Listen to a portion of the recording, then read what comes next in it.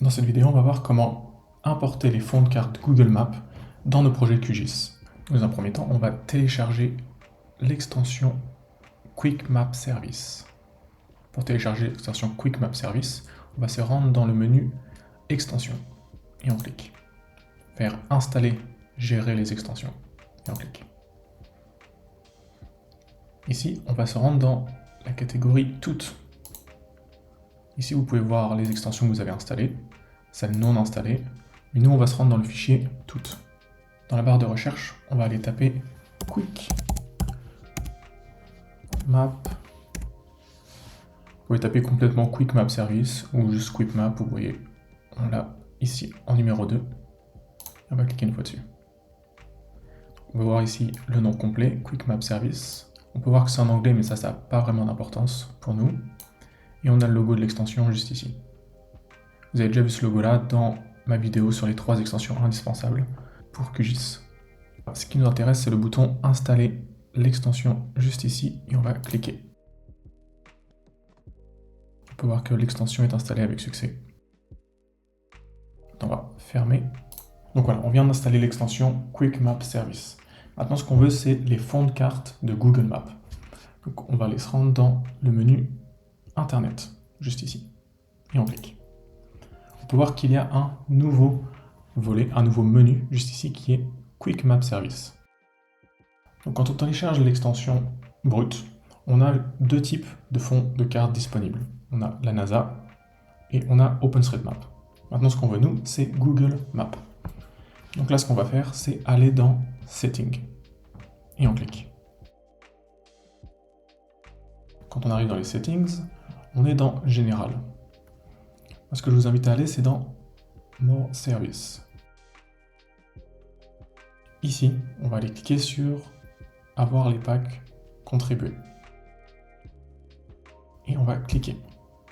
À partir de là, on va avoir une fenêtre qui va nous dire que la dernière version des packs est téléchargée. On va faire OK. Et on va faire sauvegarder, bien sûr. Une fois que c'est fait, on va retourner dans le menu Internet.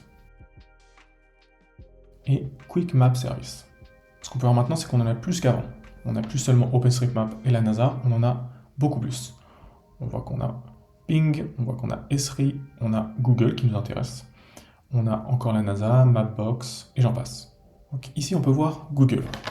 Donc on va avoir, chez Google, 6 différents types de fonds de carte.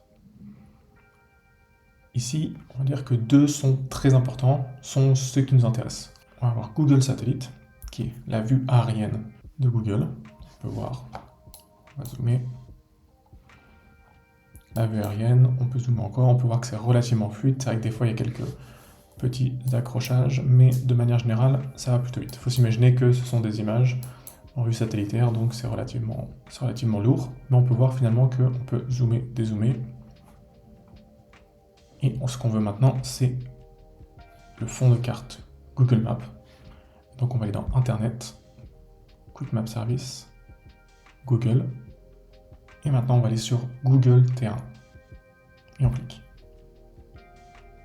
On peut voir que quand on ajoute un nouveau fond, il a tendance à se rajouter en dessous. Ce qui fait que vous devez décocher le premier.